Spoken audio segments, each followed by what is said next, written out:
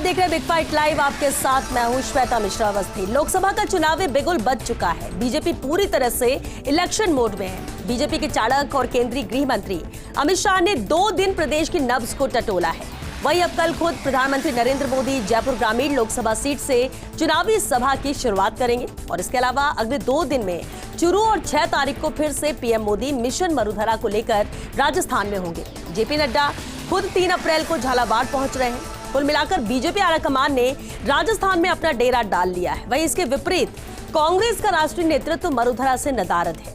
हालांकि 6 अप्रैल को कांग्रेस की जयपुर में बड़ी रैली जरूर है, लेकिन इसी दिन पीएम मोदी भी मारवाड़ के दौरे पर होंगे।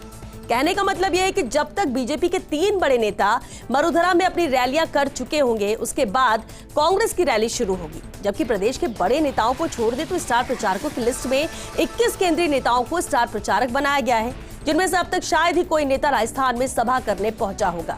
वहीं दूसरी ओर अभी भी कांग्रेस बांसवाड़ा डूंगरपुर का प्रत्याशी तय नहीं कर पाई है, जबकि बीजेपी पूरे 25 नामों पर अपने उम्मीदवार उतार चुकी है।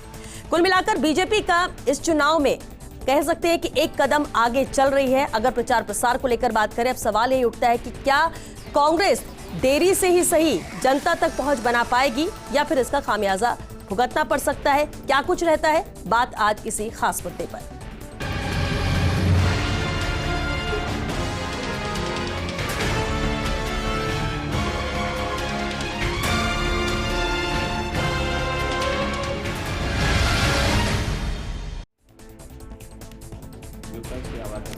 तो किसका होगा तख्त, ये बेहद अहम सवाल है। लेकिन उससे पहले जो कोशिशें होती है वो कितनी कारगर नजर आ रही हैं, उस पर बात करने के लिए हमारे साथ खास मेहमान जुड़ चुके हैं। चलिए सबसे पहले उनसे रूबरू करा दें आपको। हमारे साथ हैं बीजेपी प्रवक्ता पंकज मीणा जी, कांग्रेस जिला अध्यक्ष आर तिवारी जी भी चर्चा में शामिल हुए और साथ ही राजनीतिक विश्लेषक एसपी मित्तल जी भी हमारे साथ हैं। बहुत स्वागत है आप सभी का बिग फाइट लाइव में। शुरुआत आपसे ही करते हैं पंकज जी। अगर तैयारियों की बात की जाए और जिस तरह से शेड्यूल है, पिछले 2 दिनों की हम बात कर लें और आने वाले कल की बात कर लें या फिर 6 तारीख की बात कर लें, शेड्यूल तय है। फिर हम चाहे अमित शाह को देखें, प्रधानमंत्री नरेंद्र मोदी को देखें, जेपी नड्डा को देखें, कह सकते हैं कि पूरी तरह से और चारों तरफ से बीजेपी के दिग्गज स्टार प्रचारक उतर चुके हैं राजस्थान के रण में। देखिए, एक चीज ये तय बात है, पूरे देश की जनता जानती है कि भारतीय जनता पार्टी हर चुनाव को बहुत शिद्दत के साथ लड़ती है। वो चाहे नगर पालिका का चुनाव हो, चाहे लोकसभा का चुनाव हो। आम चुनाव 2024 तो मैं समझता हूँ एक तरह से लोकतंत्र का पर्व है और जिसको लड़ने और जीतने के लिए भारतीय जनता पार्टी पूरी कमर कसी हुई है। आपको सबको अच्छे से ध्यान में है कि जहां चुनाव की घोषणा नहीं हुई थी, उससे पहले लगभग हम 200 टिकटों की घोषणा पूरे देश भर में कर चुके थे।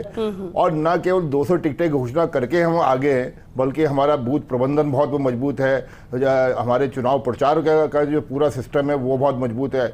और आज देखा जाए तो 2 तारीख पर जो कल है, तब तक हमारे लगभग सारे नामांकन बढ़ जाएंगे। लगभग हमारे सारे चुनाव प्रबंधन की टीम जो है वो धरातल पे काम करना शुरू कर चुकी है। तो मैं ये समझता हूँ कि इन सब चीज़ों को देखा जाए तो भारतीय जनता पार्टी पूरी शिद्दत के साथ चुनाव लड़ रही है और इसी शिद्दत के कारण से मैं पूरा जैसे दावा करता हूँ कि आपकी बार 400 पार। आर तिवारी जी, ये गति धीमी कांग्रेस की क्यों है? 6 तारीख को तो चलिए तय है कि घोषणा पत्र भी जनता के बीच में सभा के दौरान ही होगा, लेकिन अब तक प्रचार प्रसार के लिए वो स्टार प्रचारक आने चाहिए, सभाएं नजर आनी चाहिए, जनता के बीच में पहुंच नजर आनी चाहिए, ऐसा क्यों? श्वेता, आपने खरगोश और कछुए वाली कहानी तो सुनी होगी ना। अरे भारतीय जनता पार्टी तो चुनावी मोड पे रहती है। इनके लिए तो नगर पालिका भी मोदी के नाम पे, नगर परिषद भी मोदी के नाम पे, इनके काम के नाम पे तो होते ही नहीं है चुनाव। और फिर मैं कह रहा हूँ, देश में 2024 के अप्रैल माह से जो शुरू हो रहा महायज्ञ, देश के 140 करोड़ लोगों का भाग्य बदलने के लिए उनको पहले से सेट कर लिया गया है। अब की बार 400 पार, 272 की सीट तो 400 पार। आप तो 543 भी बोल सकते हो, रोक कौन रहा है? आप चुनाव ही क्यों करा रहे हो जब आपने काम ही कर दिए? गुलाब कभी अपनी खुशबू को बताता नहीं। अगर महक आती है पौधे में, गुलाब के पौधे में, मोदी जी, नड्डा जी, हमारे अमित शाह जी, चाणक्य बता रहे हैं। आज आपने जोधपुर में उनका भाषण सुना होगा, मैंने टीवी पे देखा। देश का गृह मंत्री कैसे बोल रहे हैं, लग रहा था उनका पूरा दम निकल जाएगा। मेरे को लग रहा था कहीं कुछ बीमार नहीं हो जाए। हमने ये कर दिया, हमने वो कर दिया, धारा 370 हटा दी, करोड़ों महिलाओं को ये कर दिया। देश की जनता जानती है, आप विपक्ष को पिच नहीं दे पा रहे। आप विपक्ष को वो सुविधा नहीं दे पा रहे हो। आप विपक्ष के सारे नेताओं को जेल में डाल रहे हो। आप विपक्ष की प्रमुख पार्टी के खाते को सीज कर रहे हो। जितना हमको पैसा नहीं मिला उससे ज्यादा पेनल्टी लगा रहे हो। आप विपक्ष को कुचलना चाहते हो। ये आजादी के बाद का पहला दिन। आप इंदिरा गांधी को याद करते हो? इंदिरा गांधी ने भी किसी भी चुने हुए चीफ मिनिस्टर को जेल में नहीं डाला। मैं उस जमाने का गवाह हूं। मैं 47 साल से कांग्रेस में हूं। इंदिरा गांधी ने भी आपातकाल में विपक्ष के किसी चुने हुए मुख्यमंत्री को जेल में नहीं डाला। आरोप आप लेकिन अगर आरोप होंगे तो फिर मुख्यमंत्री हो या आम आदमी हो, सबके लिए आप सबको डालो। हाँ। लेकिन भारतीय जनता पार्टी भ्रष्टाचारियों का अड्डा बन चुकी है। भारतीय जनता पार्टी हेमंत सोरेन के लिए क्या आप आसाम के मुख्यमंत्री को कैसे क्लीन चिट दे सकते हो? आप नवीन जिंदल को कैसे क्लीन, जो कोयले का बहुत बड़ा व्यवसायी था, जिसके ऊपर आरोप लगा इन्हीं अमित शाह ने कि कालाबाजारी करने वाला नवीन जिंदल जेल के शिकंजों में जाएगा। आज वो आपका उम्मीदवार है। अशोक चौहान जो वहां पर हाउसिंग सोसाइटी की घोटाले में फंसे पड़े, आज आपके साथ में। यानी आप ये कह रहे हैं कि बीजेपी भ्रष्टाचारियों के खिलाफ लड़ाई की बात करके भ्रष्टाचारियों को ही टिकट दे रही है, पैसा भी लेती है और अपने दल में शामिल करके उनको चुनाव लड़वा देती है।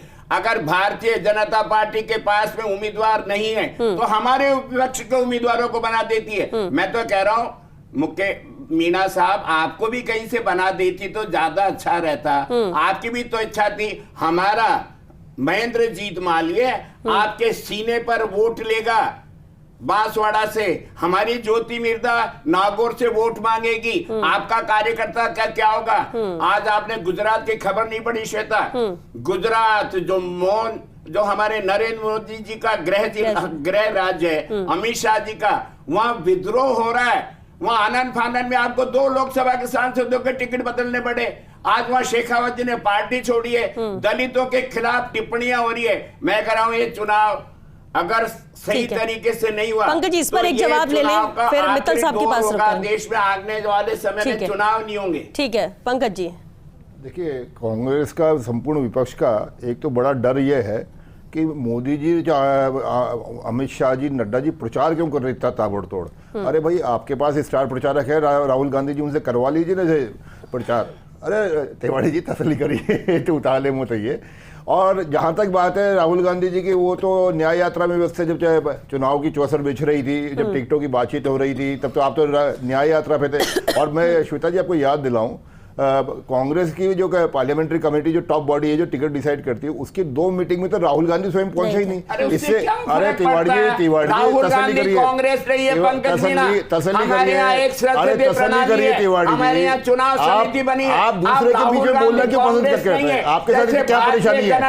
आपके साथ क्या परेशानी है कि आप बीच में बोलने की कोशिश करते हैं? अरे आप तो सुनिए सही, आपके साथ सुनिए सही। अरे कोई बात नहीं, हमारे नेता है, हमारे नेता है वो। आप राहुल गांधी के नाम पे टिकट मांग के दिखाइए ना। आपकी अगर हिम्मत है तो राहुल गांधी के नाम पे टिकट मांग के दिखाइए।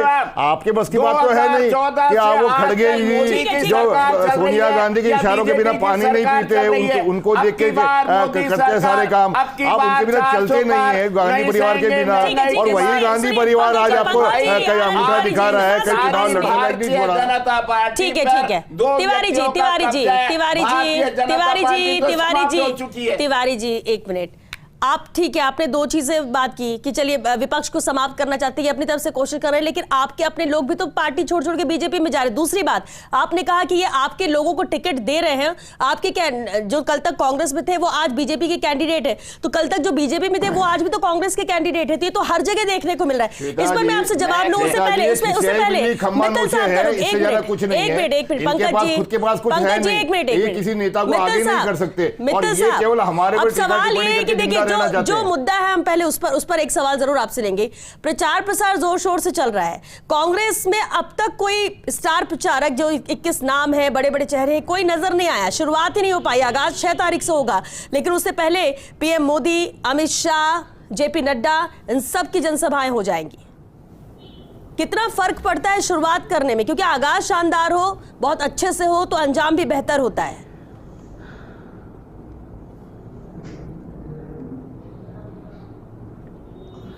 सर देखिए, जहाँ तक आरोप प्रत्यारोप का सवाल है तो मुझे लगता है कि चूंकि लोकसभा चुनाव अभी चल रहे हैं, तो भारतीय जनता पार्टी और कांग्रेस एक दूसरे पर आरोप प्रत्यारोप लगाए। लेकिन जो आज बहस का मुद्दा ये है कि भाई जो चुनाव को देखते हुए राजनीतिक दलों की तैयारी क्या है। राजस्थान में 2 ही राजनीतिक दल प्रमुख रूप से, भारतीय जनता पार्टी और कांग्रेस। हम देखते हैं कि लगातार भारतीय जनता पार्टी के लोग राजस्थान आ रहे हैं, बराबर दौरे कर रहे हैं। अभी 2 दिन के नाम से अमित शाह, आज और कल अमित शाह रहे। इस 2 दिन के अंदर उन्होंने करीब 10 संसदीय क्षेत्रों के बूथ स्तर के कार्यकर्ताओं से सीधा संवाद किया। तो मुझे लगता है कि जब इतने बड़े स्तर का नेता कार्यकर्ता से संवाद करता है तो उसकी हौसला अफजाई होती है और उसको लगता है कि चुनाव में हम क्या नाम से हम भी एक महत्वपूर्ण अंग है बूथ स्तर के कार्यकर्ताओं को, ऐसा लगता है। अब आप देखिए कल का हम देखें तो कल प्रधानमंत्री जी आ रहे, कोटपुतली में जनसभा करेंगे और उसके बाद जेपी नड्डा, लगातार 3 अप्रैल को जेपी नड्डा आ रहे हैं। इससे ऐसा लगता है कि जो भारतीय जनता पार्टी है वो अपनी एक रणनीति के तहत चुनाव प्रचार कर रही है और उसमें कोई कसर नहीं छोड़ रही है। अब जहां तक कांग्रेस का सवाल है, मुझे लगता है कि आर तिवारी साहब बैठे, कांग्रेस में भी जरूर इस बात के प्रयास हो रहे होंगे और 6 अप्रैल को जिस तरीके से राजस्थान से घोषणा पत्र की जारी किया जाएगा, ये एक अच्छी बात है। कांग्रेस भी अपनी तरफ से करेगी। लेकिन कांग्रेस में हम क्या देख रहे हैं कि जिन लोगों को आपने उम्मीदवार बनाया है वो कह रहे हैं मैं तो चुनाव नहीं लड़ना चाहता, चाहे वो विजेंद्र रोड़ा, चाहे प्रताप सिंह खाचरियावास हो, कि मुझे टिकट ही नहीं चाहिए, उनकी उम्मीदवारी बदल दी गई है। हम जयपुर शहर की बात करें तो मुझे लगता है कि यदि आर तिवारी जी को उम्मीदवार बनाया जाता तो शायद तिवारी जी कम से कम ये तो नहीं कहते कि मैं चुनाव नहीं लड़ना चाहता।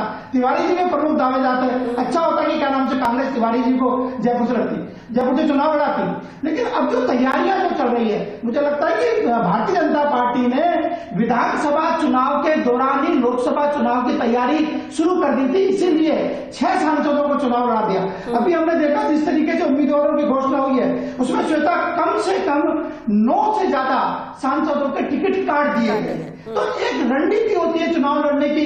जब ये कहा जा रहा है कि हम 25 की 25 सीटेंगे, 2 सीटें जीतेंगे, यानी आप ये कह रहे हैं कि बीजेपी में रणनीति, लेकिन कांग्रेस में कोई रणनीति नहीं है। तो जब आप कांग्रेस में अब तक कोई रणनीति नहीं है या फिर कांग्रेस इसे सीरियसली ले नहीं रही है इस चुनाव को? राजस्थान में हम बात करते हैं 25 रणनीति है, लेकिन नहीं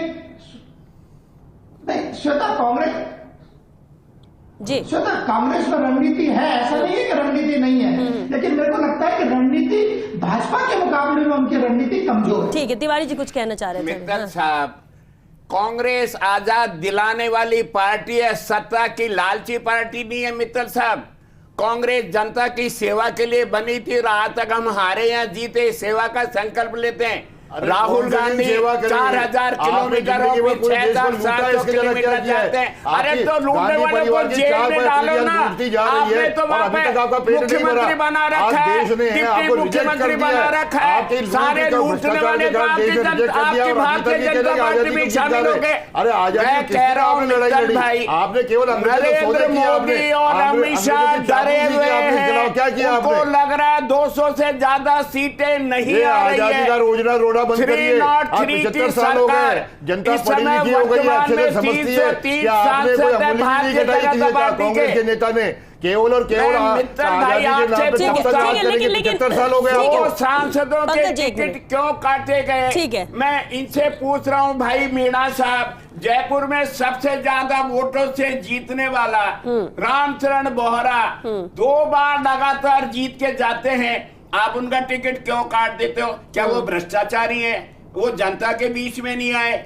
मैं कह रहा हूं जब इनके सांसद काम नहीं करते हैं तो भारतीय जनता पार्टी को मालूम है कि हारेंगे, तभी तो ये बदलाव कर रहे हैं। ये भारतीय जनता पार्टी का शीर्ष नेतृत्व जानता है कि आप लेकिन ठीक है तिवारी जी एक मिनट पंकज जी एक मिनट। तिवारी जी ठीक है, आपने कहा कि टिकट क्यों बदले गए, अच्छी बात है ना। अगर परफॉर्मेंस नहीं है, जनता के बीच में आपने काम नहीं किया है तो बदलाव जरूरी बदल दिया, जीतना तो अच्छी बात है। लेकिन मैं कह रहा हूं भारतीय जनता पार्टी के अंदर आंतरिक लोकतंत्र नहीं है, केवल 2 व्यक्तियों पर पूरा भार है, ये मोदी पार्टी है। तो ये तो बीजेपी भी कहती है कि सिर्फ राहुल गांधी और सोनिया गांधी पर ही पूरी कांग्रेस चलती है। 3 बार अब इसे कैसे देखेंगे? प्रधानमंत्री अटल बिहारी वाजपेयी भी रहे, उन्होंने कभी ऐसे प्रतिशोध की राजनीति नहीं करी। हमसे हमेशा राजनीतिक उनका वैचारिक मतभेद रहा, लेकिन बदले की प्रतिशोध की राजनीति जो कर रहे हैं देश में पहली बार वर्तमान प्रधानमंत्री कर रहे हैं, विपक्ष को कुचलने का जो काम कर रहे हैं देश के प्रधानमंत्री कर रहे हैं। अपने आंतरिक दल में जरा सा भी जो उनके खिलाफ बोल लेता है उनको कुचलने का काम कर रहे हैं। केवल वो अपने अनुयायियों को, जो केवल और मोदी शाह को मानते हैं, बीजेपी के सिद्धांतों को नहीं मानते, श्यामा प्रसाद मुखर्जी के सिद्धांत कहां चले गए, बलराज मधोक के सिद्धांत कहां चले गए, लाल कृष्ण आडवाणी के सिद्धांत कहां चले गए। चलिए ठीक है आप ही थे शादी की पार्टी है, दो व्यक्तियों की पार्टी है। आज भारतीय जनता पार्टी का कार्यकर्ता अपने घर में बैठ सारी बातें ठीक है इसमें जवाब ले लेते हैं। तो आप ही लोगों ने करवाई। एसपी मित्तल जी एक मिनट का मंत्री बनाया। ठीक है तिवारी जी ठीक है हमारे नेहरू की ताकत। चलिए तिवारी जी एक मिनट। मित्तल साहब, अभी जो तिवारी जी ने सवाल उठाया कि एक बीजेपी भारतीय जनता पार्टी उस दौर की भी थी और आज की है जब दो लोगों पर ही तानाशाह है और दो ही लोग हैं जो पूरी भारतीय जनता पार्टी चला रहे हैं। बीजेपी यही कहती है कि भले कांग्रेस 70 साल राज की हो, पहले भी नेता रहे हैं, लेकिन आज के वक्त में भी अगर देखा जाए तो सिर्फ सोनिया गांधी, राहुल गांधी, पूरी कांग्रेस है। दोनों के एक दूसरे पर आरोप है, लेकिन जनता, अगर आप इन चीजों को लेकर सवाल उठा रहे तो जनता भी तो ये देख रही है। फिर डर किसे है हार जीत का? कोशिश तो की जा रही है दोनों तरफ से। आपको क्या लगता है कि क्या वाकई में ऐसा ही है, यही बदलाव है, या फिर पहले और अब में तो दोनों पार्टियों में बदलाव है? किसी एक पार्टी को हम ब्लेम नहीं कर सकते। नहीं, देखिए लोकतंत्र में जो है ना, चुनाव बहुत महत्वपूर्ण होता है और चुनाव में जो जीतता है उसी को माना जाता है कि जनता उसको पसंद करती है। अब हम लगातार देख रहे हैं कि 2014 2019 के बाद में लगातार नरेंद्र मोदी के नेतृत्व में भारतीय जनता पार्टी की सरकार बन रही है। अब कांग्रेस की सरकार नहीं बन रही है या कांग्रेस लगातार कमजोर हो रही है, तो कांग्रेस को भी सोचने की जरूरत है कि आखिर उसकी क्या नीतियां हैं जिसके कारण उसको क्या नाम है चुनाव में विपक्ष को कुचलने का काम कर रही है बीजेपी। कांग्रेस की सरकार रही जो पूरे देश में कभी राज करती थी। देखिए श्रोता, जहां तक विपक्ष को कुचलने का सवाल है, मुझे लगता है कि हमारे यहाँ लोकतांत्रिक व्यवस्था है, इसमें हर स्तर पर आपका आवाज उठाने का मौका है। आप अदालत जा सकते हैं। आप देखिए सुप्रीम कोर्ट ने इलेक्टोरल बोर्ड को लेकर कितना बढ़िया डिसीजन दिया। सारे राजनीतिक दलों ने जो जितने प्रकार जिससे भी चंदा लिया उसके क्या नाम से लोग एक्सपोज हो गए, चाहे वो भारतीय जनता पार्टी क्यों नहीं हो। लोगों को ये पता तो चला ना कि भारतीय जनता पार्टी ने भी किन कंपनियों से चंदा लिया है। तो ये सुप्रीम कोर्ट है हमारे यहाँ, जो मुझे लगता है कि निष्पक्ष रूप से काम करती है। ये वही सुप्रीम कोर्ट है जिसने चंडीगढ़ के मामले में क्या नाम से एक ऐसा डिसीजन दिया जो न्यायिक मित्तल साहब, मैं आपको धन्यवाद देना चाहता हूँ। मित्तल भाई, आपको धन्यवाद दे रहा हूँ। भारतीय जनता पार्टी के किए गए कार्यों का जो काले कारनामे थे, अगर देश का सुप्रीम कोर्ट नहीं हो तो ये भारतीय जनता पार्टी की दो आदमियों की जो ताकत है, उन्होंने पहले नियम क्या बनाया था, इलेक्ट्रल बॉन्ड का पैसे का हम हिसाब ही नहीं देंगे। चंडीगढ़ के मेयर के चुनाव में रिटर्निंग अधिकारी क्रॉसिंग बोर्ड डाल रहा है और हाई कोर्ट उनके साथ में। देश की हाई कोर्ट व्यवस्था को भी राहुल गांधी के मामले में गुजरात हाई कोर्ट ने भी वही कहा, किसका गला दबा के 1200 करोड़ में छीन लिया गया। ठीक है, लेकिन तिवारी जी सदस्यता बहाल हो जाती। क्या चंडीगढ़ का तिवारी जी, ठीक है तिवारी जी बात सुनिए ठीक है तिवारी जी, आपने बहुत सारे मुद्दे उठाए, लेकिन अगर उस मुद्दे भी बात की जिस पर हम डिबेट कर रहे हैं, कांग्रेस के स्टार प्रचारक अगर बैठकों में राहुल गांधी नहीं जाते हैं, ठीक है, राहुल गांधी न्याय यात्रा की और उसमें बहुत ज्यादा समर्थन भी राहुल गांधी को मिला, लगातार वो सक्रिय रहे, जनता के बीच में सड़कों पर रहे, लेकिन अब जबकि उन्हें लोकसभा सीट पर ध्यान देना, खासतौर से राजस्थान जहां पर अब 2 बार से एक भी सीट नहीं जीत पा रहे हैं, कितने गंभीर हैं आपके स्टार प्रचारक? क्यों नहीं आए और कब तक आएंगे? श्वेता अशोक गहलोत को याद कर रही है, जननायक अशोक गहलोत को याद कर रही है, वो अन्नपूर्णा योजना को याद कर रही है। हमने 600 रुपए का किट दिया, तेल फ्री दिया, उनको मसाला फ्री दिया। इंदिरा गांधी रसोई को यात्रा को याद कर रही है, वो 2000 यूनिट किसानों को फ्री देने की बात याद कर रही है, उसको बंद कर दिया था आपने। आम आदमी को 25 लाख हमने बीमा का जो हमने कवर किया वो याद कर रही है। अशोक गहलोत के किए हुए ज्यादा हो गया था, भारत राजस्थान की जनता याद कर रही है, हमें चिंता नहीं है। अच्छा, यानी आप ये कह रहे हैं कि आपके स्टार प्रचारकों को जनता के बीच जाने की जरूरत नहीं है, आपको चिंता नहीं है, लेकिन हम हाबड़ तोबड़ नहीं है, डर उनको है। क्या हमारी 25 सीटें आएंगी राजस्थान में? अब भारतीय जनता पार्टी, लेकिन तिवारी जी 19 तारीख को है पहला फेज, उन्होंने नहीं किया। 19 तारीख को पहला फेज है, वोटिंग है, यहाँ पर 12 अहम सीटें हैं और अभी भी आप कह रहे हैं कि हाबड़ ताबड़ क्या है इसमें? अभी भी आपके पास कितने दिन है? इनको श्वेता जी या 6 के पहले प्रचार नहीं होगा? पूरे भारत के नागरिकों के लिए कांग्रेस का घोषणा पत्र आ रहा है। राजस्थान की जनता, जयपुर की जनता के लिए सौभाग्य की बात है। हम देश को क्या देना चाहते हैं, वहाँ के युवाओं को हम क्या देना चाहते हैं, कांग्रेस का क्या मानस है, महिलाओं के लिए क्या मानस है। चलिए ठीक है, आप कह रहे हैं कि 6 तारीख से शुरुआत होगी। पंकज जी, इनका कहना है कि बीजेपी को डर है हार का, जबकि आप 400 पार की बात करते हैं। पूरी बीजेपी 400 पार की बात कर रही है और भरोसा भी है। राजस्थान से पूरी 25 के 25 सीटें जीतने का दावा अमित शाह भी करके गए हैं। कांग्रेस जो कह रही है, क्या वाकई में डर बीजेपी को है या डर कांग्रेस को है? अरे हमारे पास खोने को क्या है? हम तो 2 बार से जीरो है। खाजरेवाल ये बोले हैं जिसको टिकट दिया गया, टिकट देने के बाद वो कहते हैं 15 जयपुर सीट तो भाजपा की परंपरागत सीट है और कैंडिडेट छोड़ के भाग रहा है। इससे ज्यादा क्या कांग्रेस में डर और भयंकर दहशत का वातावरण होगा? अभी देखिए कि 4 जगह तो आपके कैंडिडेट छोड़ भागे, एक जगह कैंडिडेट आप ला नहीं पाए और 3 जगह आप समझौता कर रहे हैं। 25 जगह लड़ दे, 25 राठौड़ आपके विधायक है, कहाँ के किसके खिलाफ मोर्चा खोला? लेकिन तिवारी जी,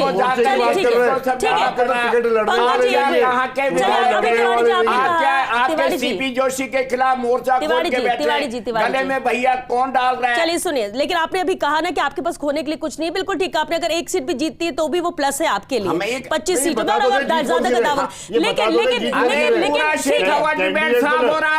तो लड़ने को तैयार नहीं है। अरे देवता मत करो। लोकसभा की सीट लेके जा रहे हो, से पूछिए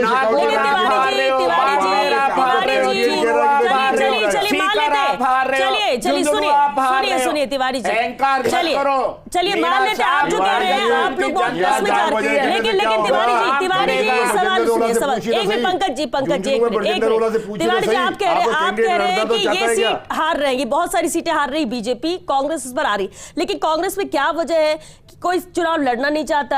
जिनको टिकट दे दिया गया उनके ये बयान आते हैं कि वो तो लड़ना नहीं चाहते थे। जब इंटरेस्ट खुद कैंडिडेट नहीं दिखाएगा तो जनता क्यों जाएगी उस कैंडिडेट के पास, क्यों चाहेगी कि वो जीत कर आए? क्यों कांग्रेस को वोट करेगी? इसका जवाब दे दीजिए बस, क्यों कांग्रेस क्यों? स्ट्रेटेजी है। हाँ। क्या स्ट्रेटजी आपके पास कैंडिडेट नहीं था? आपको बीजेपी से जो कैंडिडेट आपको बनाना पड़ा, क्या स्ट्रेटजी आपके पास? जयपुर शहर की क्या ये स्ट्रेटजी है कि आपका कैंडिडेट ये कहे कि मैं तो हार रहा हूँ? ये प्रताप सिंह खाचरियावास कह रहा कि मैं तो जयपुर की आवाज नहीं चाहता, ये राजस्थान की आवाज है। जब अचानक जनता धर्म की आंधी में बह जाती है, धर्म की चाशनी में किए हुए कामों को भी नकार देती है, तो हताश होना तो पड़ता है ना। बीजेपी ने ना तो 10 साल में केंद्र की सरकार ने कोई काम किया।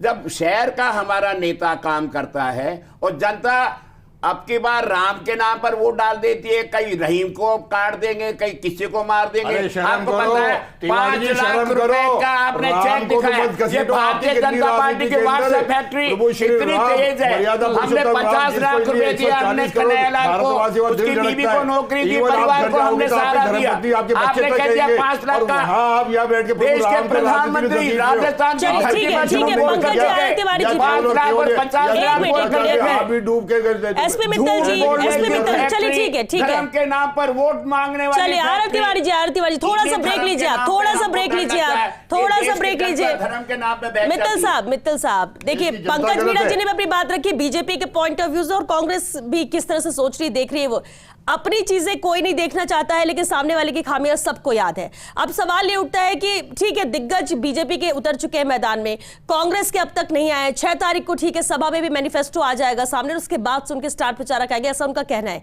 क्या वाकई में एंड टाइम पर उतर कर प्रचार प्रसार करने से जनता के जहन में वो अपनी जगह बना लेंगे? क्या जनता वाकई में कांग्रेस को चुन लेगी या बीजेपी के साथ चली जाएगी? क्या अहमियत नहीं रखता कि चुनाव प्रचार किया जाए, या फिर सिर्फ ये फॉर्मेलिटी ही रह जाएगी? सवाल वही कि कांग्रेस के दिग्गज अभी क्यों नहीं, क्या 6 तारीख का इंतजार कर रहे हैं कि जब सोनिया गांधी राहुल गांधी सभा कर लेंगे उसके बाद ही हम प्रचार करेंगे? 6 तारीख के बाद में। मित्तल जी, आपका एनालिसिस क्या कहता है इसे लेकर?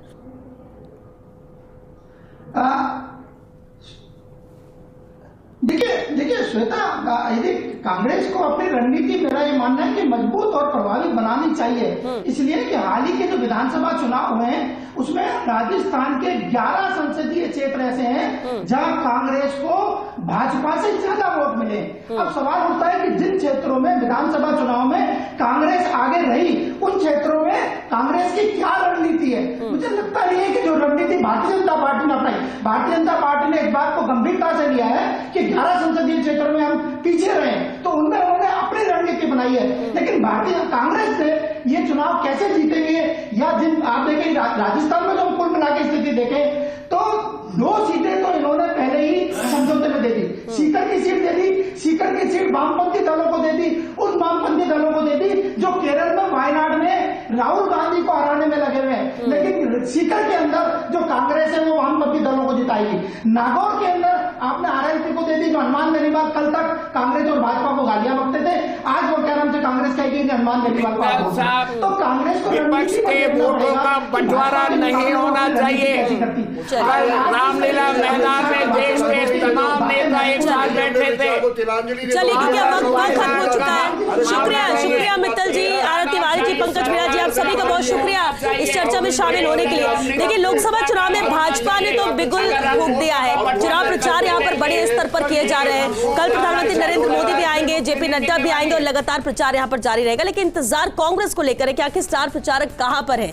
क्या ये 25 सीटें राजस्थान की अहमियत कांग्रेस के लिए नहीं रखती हैं, जबकि इससे पहले 5 साल की सरकार रही है राजस्थान में और वो दावा करते रहे कि हम बहुत अच्छा परफॉर्म किए और जनता हमारे साथ है। तो जनता साथ है तो जनता के बीच में जाने में आखिर देरी कांग्रेस क्यों कर रही है। और इसलिए सवाल उठता है कि कौन यहां पर प्लस जा रहा है, कौन माइनस जा रहा है, कौन कितनी गंभीरता से इस चुनाव को ले रहा है, कौन जनता के बीच में जाकर अपनी पहुंच बनाना चाहता है, अपने किए हुए कामों को गिनाना चाहता है, या फिर जो मौजूदा सरकार लगातार 2 टेन्योर से रही है उसकी जो फेलियर थे उसे लेकर जनता के बीच में, लेकिन उसके लिए जाना पड़ेगा। और इसलिए सवाल उठ रहा है कि कांग्रेस इस मामले में पीछे क्यों है। बहरहाल देखते हैं 6 तारीख को जब मैनिफेस्टो सामने आएगा उसके बाद क्या वाकई में कांग्रेस तेजी दिखाती है या बीजेपी एक कदम आगे ही प्रचार प्रसार में रहने वाली है। चलिए, इसी के साथ बिग फाइट लाइव में आज के लिए बस इतना ही। नमस्कार।